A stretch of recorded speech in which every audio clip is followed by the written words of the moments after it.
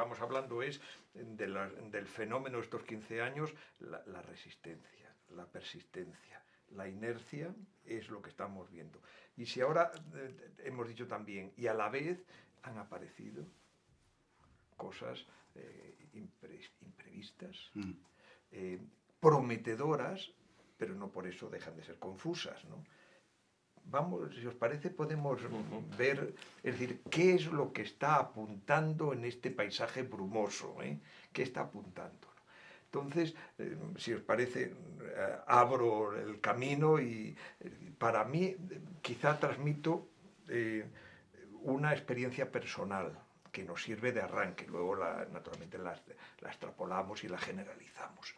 La experiencia personal es, llevamos años juntos hablando de los temas que nos interesan y me habéis oído hablar múltiples veces de que mi concepto, eso, al arranque de este arco de 15 años y durante un tiempo, era que yo veía que una de las nuevas labores que tenía el autor, el escritor, era eso de la metáfora de la papiroflexia. Es decir, que lo inseparable del soporte digital, que era la tridimensionalidad del texto, suponía unas habilidades nuevas en el autor que consistía en saber plegar el texto para obtener un hipertexto lo más potente, sugerente posible.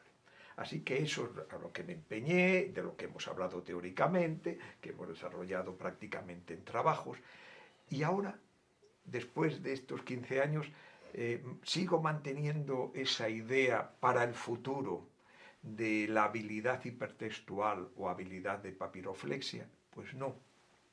Es decir, ahora veo un autor, un escritor, un creador, un comunicador en estos momentos que es un diseñador de piezas. Es decir, para mí yo lo que veo ya no es un texto plegado, sino un montón de piezas a granel. Piezas, no fragmentos.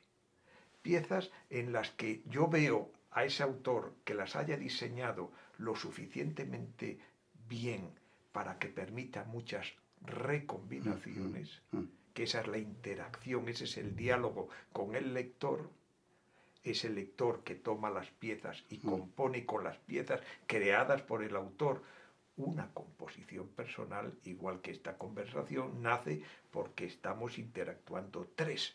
Bastaría con que cualquiera de nosotros faltara y fuera sustituido por otro para que una conversación saliera distinta sobre el mismo tema. Bueno, pues esto es lo que yo veo. Veo que la escritura va a consistir en algo aparentemente traumático, porque tiene un precipicio, que hablaremos luego, y es eso, diseñar ese concepto que lo retomo de dosificar, lo dosificas, lo diseñas en piezas y lo ofreces a granel. Claro, eso es duro, porque hemos concebido siempre el escritor, el comunicador, como el constructor de un discurso, y ahora construyes unas piezas para múltiples discursos. Y digo, ¿eso es viable? En eso estoy trabajando, en eso me interesa. Esta misma conversación que estamos manteniendo ahora, ya te hemos hablado antes de comenzar la conversación, decíamos, se está grabando, pero luego se despieza. El diseño de las piezas, que es el minutaje, cómo colocamos y cómo las ofreces, incluso el título que pondremos a cada pieza, está sugiriendo que estas personas que van a ver esta conversación en YouTube vean piezas sueltas que luego ellos componen a su gusto el discurso. Entonces, frente a 50 minutos de conversación, bueno, pues eso sería igual en otro tipo de comunicaciones que no sea, en este caso, la audiovisual. Pero, sí, perdón. No, pero ¿no te parece que esta idea de las piezas que se recomponen no desempeñan el mismo papel en relación con varios tipos de discurso? En este sentido que ya hay discurso efectivamente en los cuales, por ejemplo, discurso poético o narrativo en los cuales este juego, la imagen del puzzle muy presente, desempeña un papel fundamental que va a borrar en un cierto sentido la autoría del autor porque va a proponer estos elementos, pero que la creación es en el movimiento de todos los usos y combinaciones de estas piezas. Hay otro tipo de discurso que son discurso argumentativo, lógico, deductivo, demostrativo. En este caso, un libro de historia, por ejemplo, o un texto de una cierta forma de filosofía.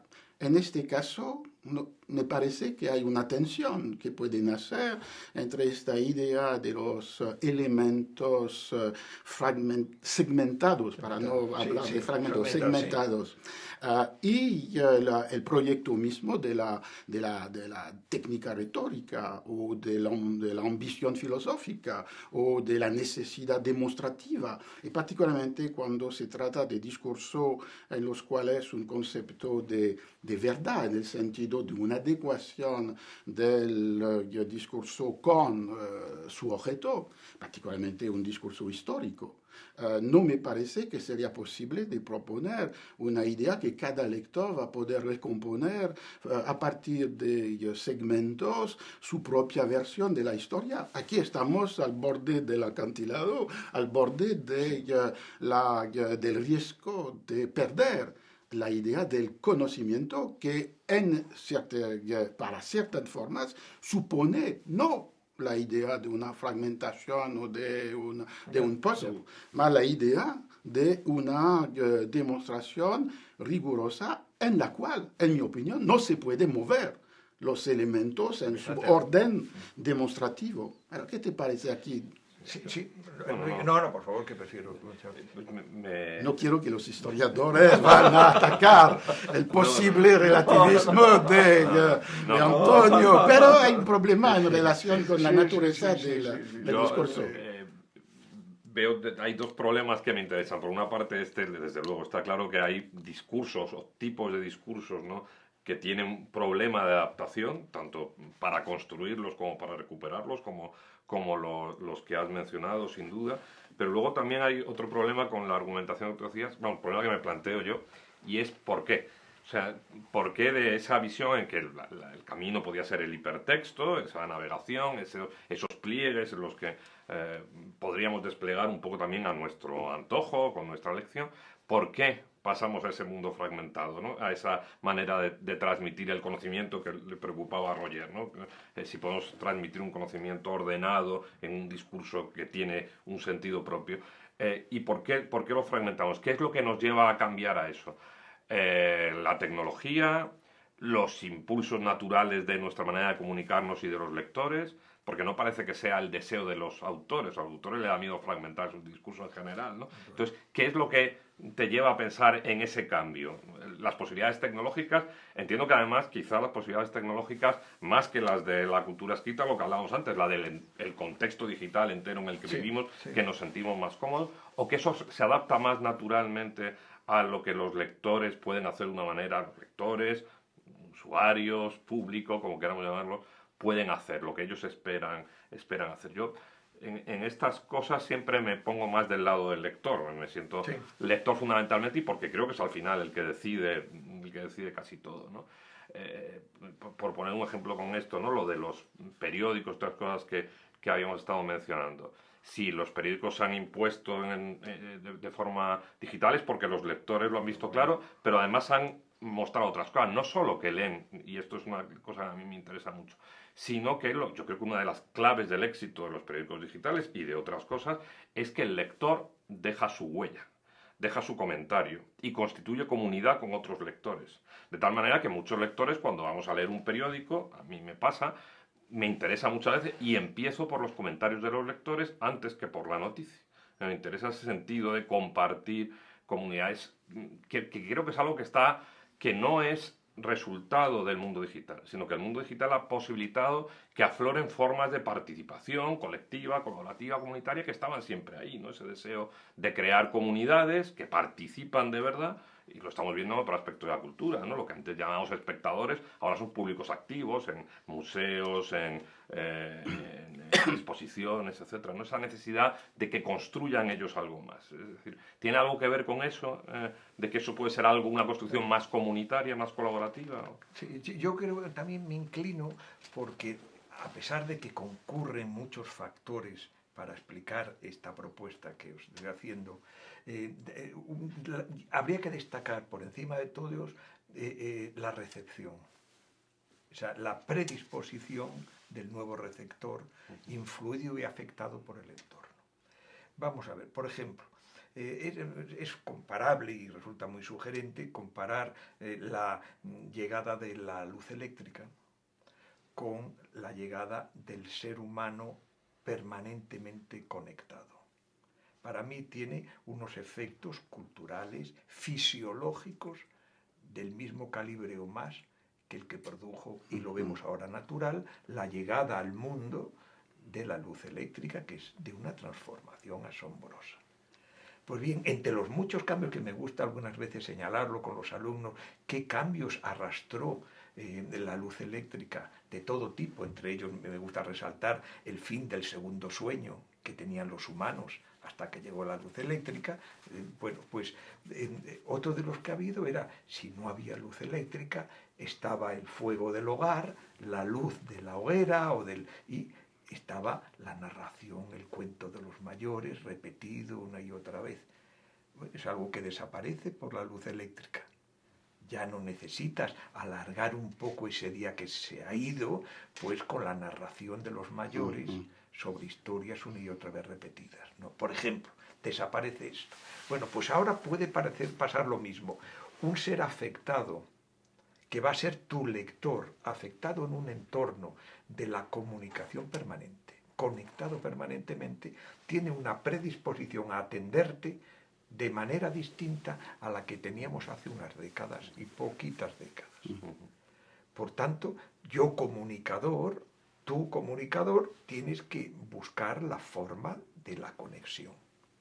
Entonces, una de las cosas que observo es que si yo le hablo, le escribo, le transmito algo con una determinada extensión y construcción de ese discurso, me lo fractura. No me queda más remedio que adaptarme a la disposición de esa persona a escucharme, a leerme o a verme. Entonces, eso es lo que me inclina hacia la búsqueda de decir, ¿qué hago? ¿Rompo y entonces lo que le ofrezco es un saco de canicas? Un saco de canicas, eso sí, de cristal, de colores muy bonito, pero totalmente inconexos, que sería el desmoronamiento absoluto del discurso. Le ofrezco un conjunto de fragmentos para que, como un puzzle, recomponga la imagen única de lo que yo le hubiera querido transmitir en tiempos anteriores y ahora no puedo, o le transmito unas piezas de Lego para que construya a partir de eso las múltiples formas que contiene. Entonces, ahí está la clave para mí. Para mí está la clave ahora en cómo diseñar esas piezas para que no sean fragmentos ni para que sean canicas. Y eso es el reto que antes lo ponía, y sería el equivalente, a la habilidad de la papiroflexia. Esa es la... No me extiendo mucho. Sí, pero para no retomarla y no caer en la tradicional clasificación de los géneros, sin embargo, me parece que cuando se piensa en este lector-autor, lector-escritor, hay varias razones por las cuales se puede él o ella apoderar de cualquier forma de transmisión de comunicación. Una primera sería el goce de la belleza. En este caso, la idea de textos multimedia que producen este efecto estético, este goce, este placer, y también profundo para experimentar o pensar la relación con el mundo, con los otros. Es toda una categoría que se une en esta idea de una producción por los que inventan las piezas del Lego o por los que construyen una combinación, la idea de belleza. Hay un segundo elemento que es la opinión. Participar en la construcción de una opinión o como lo hace Enrique, leer las reacciones de lectores para conocer opiniones. Todo el mundo de la circulación de las opiniones, tal vez para construir algo que sería una opinión pública. Hay un tercer registro que es el conocimiento. Y el conocimiento, cualquier que sea, tiene sus reglas propias de producción y me parece de comunicación.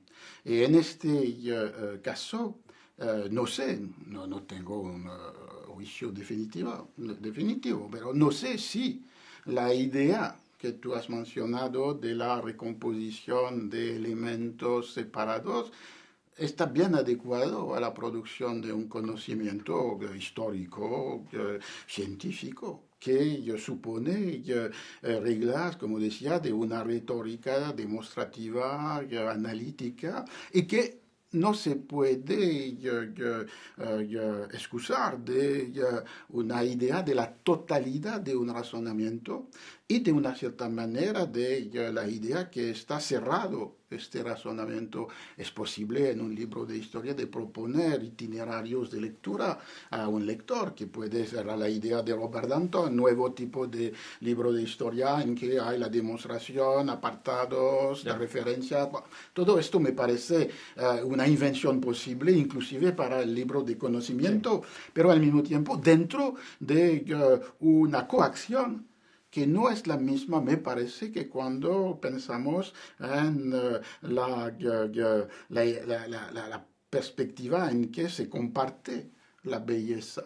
Me parece que aquí hay una distinción. No quiero reintroducir la idea de los géneros clásicos, porque también todos pueden ser abiertos a la novedad que tú mencionabas, pero con reglas o con coacciones o con límites diferentes, me parece. Y que el modelo general que tú propones puede ser como un modelo global, pero que inmediatamente lo debemos, no quiero quebrar los cristales, pero debemos inmediatamente fragmentar para encontrar las lógicas que son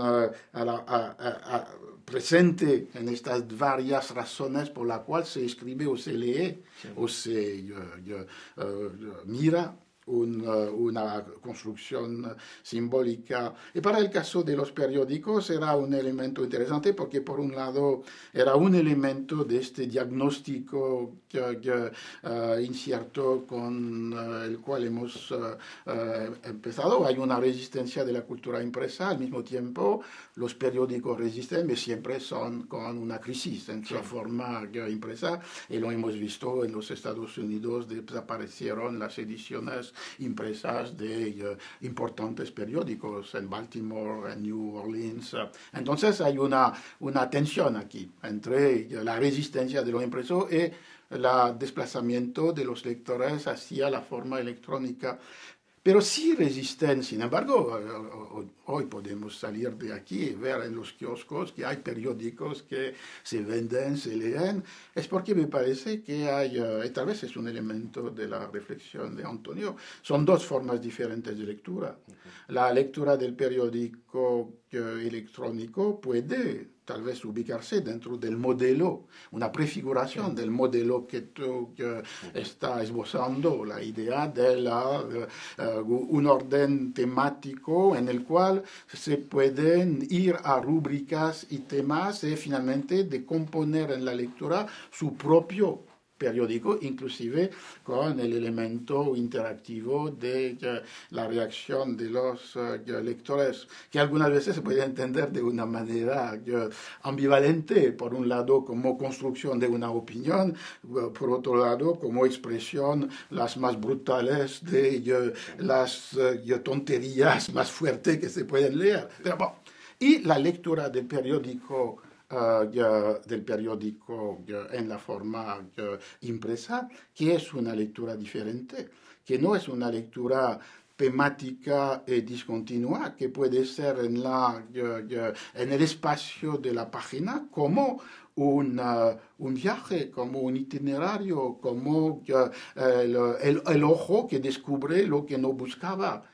Mientras que la primera forma, en general, empieza con una búsqueda. Quiero leer sobre política, Grecia, crisis europea. La segunda puede finalmente imponer al lector un viaje y en este viaje descubrir lo que a priori no le interesaba, lo que no buscaba. Me parece que es una grande diferencia, no en el mundo electrónico de Antonio, pero en el mundo electrónico clásico, banal. Se encuentra más fácilmente lo que se busca, pero es más difícil de encontrar con una sorpresa, con un placer o con un interés lo que se ignoraba. Se ve a la vez para los periódicos, para la sustitución de las librerías electrónicas tipo Amazon a las librerías en las cuales se entra. Toda la idea de una contigüidad material, física, que permite el encuentro con lo desconocido, lo no buscado, se vuelve, me parece, más difícil en un mundo que tiene su arquitectura lógica, en la cual si usted ha comprado un libro de un autor, Amazon le va a proponer temas paralelos o los otros libros del mismo autor, mientras que en una librería se puede comprar un libro de poesía cuando se entró en la librería para buscar una enciclopedia. Entonces me parece que hay aquí lógicas diferentes que, en mi opinión, podría, si hay una conciencia de esto, y las prácticas de los lectores, que son el elemento clave finalmente, no nuestros discursos, lo que se hace cada día, en cada momento, con millares de usuarios. Sería de pensar que esas lógicas diferentes pueden encontrar formas diferentes de soporte. Y en este caso, que este futuro de la cultura escrita no sería necesariamente su absoluta digitalización. Pero Antonio decía que había un poco mudado su perspectiva. Yo también lo he mudado la perspectiva, desgraciadamente en el mismo sentido de una cierta incertidumbre o miedo. Es decir, que este discurso cuyo héroe es Umberto Eco, el libro no puede desaparecer porque es el más cómodo. No me parece es interesante. Los discursos que podemos tener puede tener un efecto sobre políticas de ayuda a las librerías o las bibliotecas, políticas para un apoyo para las formas más novedosas de la creación electrónica. Todo esto no es sin efecto, sino sería inútil de discutir esta mañana en este lugar. Pero al mismo tiempo, la conciencia de que las cosas se modifican a partir de las prácticas sin palabras, de los gestos inmediatos, de los que usan, entran, producen esta cultura escrita, es mucho más decisiva. Hay una relación entre estos discursos, nuestros discursos y las prácticas, pero vemos que hay también una importante discrepancia o una distancia fuerte, la razón por la cual tal vez este libro del futuro soñado por Antonio tiene sus realizaciones, pero todavía minoritarias, marginales, o tal vez porque otra ilustración sería la crisis de las instituciones de la cultura impresa, mientras que, como lo hemos visto, en el mercado del libro se mantiene como casi hegemónica. Hay una contradicción. Las librerías desaparecen, los periódicos impresos son todos en crisis, las bibliotecas tenían algunas el sueño de vaciar los anaqueles y de poner únicamente computadoras. Hay una tensión fuerte. Era la idea de la dificultad de juntar, de vincular todos estos elementos que van en direcciones tan opuestas. Y me parece que una razón tal vez que matizar una idea perfecta en que se sigue escribiendo con una, si no pluma de ganso, pero con un lápiz, que hay un mundo de la cultura impresa que corresponde a algunos géneros, por ejemplo, del conocimiento, o a una lógica de lectura o de descubrimiento, y que hay este mundo digital que es el mundo de cada uno. Hoy en día, que tiene todas estas dimensiones, podrían ser como en un mundo ideal de coexistencia. Y vemos que el choque entre hábitos y novedades, entre categorías incorporadas, inclusive con los más aventureros de los inventores de una nueva forma y las posibilidades técnicas, cada día transformada y multiplicada, todo eso define un mundo de incertidumbre. Tal vez lo importante sería, por un lado, seguir el camino de Antonio, pensar la novedad en sus formas más radicales, y por otro lado, desarrollar estudios más clásicos de tipo de sociología o de antropología sobre estas transformaciones de las prácticas, porque es aquí que las cosas se modifican, en un cierto sentido u en otro. Faltamos esto, y ya tenemos todos la tendencia de proyectar como universal algo que finalmente es muy específico y que se remite a nuestra propia experiencia. Era la tentación tradicional del discurso sobre los lectores. En Barthes, la lectura es una postura teóricamente compartida por todos, pero los lectores, las comunidades de lectores son varias, múltiples, corresponden a cultura, hábitos, conocimientos, intereses diferentes. Faltan un poco todavía sobre este mundo digital. Este estudio, por ejemplo, los periódicos. ¿Quién lee solamente uno o los dos? ¿Por qué se lee esto también? Ahora no se encuentra más en los periódicos de un país en otro país. Bueno, en España todavía se puede leer Le Monde o Liberación, pero en los Estados Unidos no. Hay una imposición de la forma digital, inclusive de sus intereses propios. Entonces, todos estos factores, y para la comunicación, edición, tú decías, los comunicadores que quieren quebrar con una lógica mercantil, finalmente, de la circulación de los discursos, y que cada vez son dentro de un mundo dominado, y lo vemos particularmente en estos días, por la lógica mercantil. Es una otra tensión que tal vez explica la dificultad para la creación original, que no se impone tal como debería imponerse a partir de su fuerza creativa. Entonces es una serie de planteamientos que no solamente los podemos enunciar, pero que podían conducir, como en el caso de estas creaciones originales, que no son solamente un discurso, sino también producciones, con este problema que algunas no son más disponibles, porque es un otro tema que no hemos tocado, pero que es el desfacimiento, la desaparición de las formas digitales de producción, por ejemplo, literaria.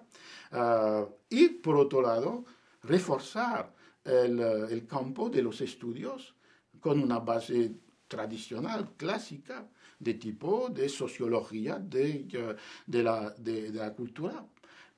Me parece que durante mucho tiempo hemos hecho hincapié en una diferencia geográfica. Cuando había 90% de las direcciones electrónicas en el mundo de habla inglesa y 10% en otros, todo esto se modificó. Lo habíamos hecho hincapié en la diferencia social. Todo el tema de los nuevos analfabetos, los que eran fuera por razones económicas. Claro. Un computador es también una materialidad y tiene su precio. Hoy en día me parece que todo se ha desplazado en una otra dirección, la fractura entre generaciones, entre los que tal vez han entrado en el mundo digital a partir de los hábitos, prácticas, gestos de la cultura impresa y que intentan reconocer en este nuevo mundo sus hábitos tradicionales. Y por otro lado, las generaciones que tal vez entran en el mundo de la cultura impresa a partir de una familiaridad absoluta de cada momento con el mundo digital. Y como decía, este mundo de pantallas que acompañan el día entero y que puede ser el computador, el celular, la tableta, todo. Y aquí hay un elemento decisivo para la idea de las prácticas imponen un mundo mucho más que los discursos. Es triste para los intelectuales, pero lo deben considerar. Sí. Qué pena que se nos va el tiempo, ¿no? Porque sí, ya tenemos... Y además ahora nos espera la tesis de Domenico Chiappe. Espero que no podemos esperar 15 años antes de un otro debate. Vamos a esperar un poco más. Sí, yo creo que el ritmo es más rápido. Tendríamos que hacerlo cada año, ¿eh? Por lo menos sería bueno. Ahora sí. A un ritmo, ¿verdad? Un año ahora para lo que estamos tratando es mucho, ¿verdad? Me parece una buena idea. Por ejemplo, cosas pendientes que no podemos ya tratarlas porque nos está esperando ya la tesis, es también el tema de imagen y palabra. Un otro tema fundamental. Imagen, palabra y mundo digital, eso me parece también muy sugerente para ver transformaciones. Ahora, el próximo año es el tema de nuestro Y otro tema que sé que a los dos os interesa, habéis trabajado en ello y que enlaza con lo último que tú decías, el tema de la educación, que es un tema trascendental con esto de las diferencias que estabas hablando, de usos generacionales y sobre todo porque es lo que va a ocurrir en el futuro, cómo puede transformar la educación y cómo la educación puede transformar el mundo digital. El doble sentido, ¿verdad? Sí. Esos son temas que yo creo que no vamos a tener que imponer una conversación anual. Ya más monográfica. El mes de julio, porque todas las conversaciones se desarrollan con una temperatura relativamente alta. Yo creo que eso es lo que podemos plantearnos ya como compromiso, ¿verdad? Bien, muchas gracias. Abusando de la amabilidad de Roger.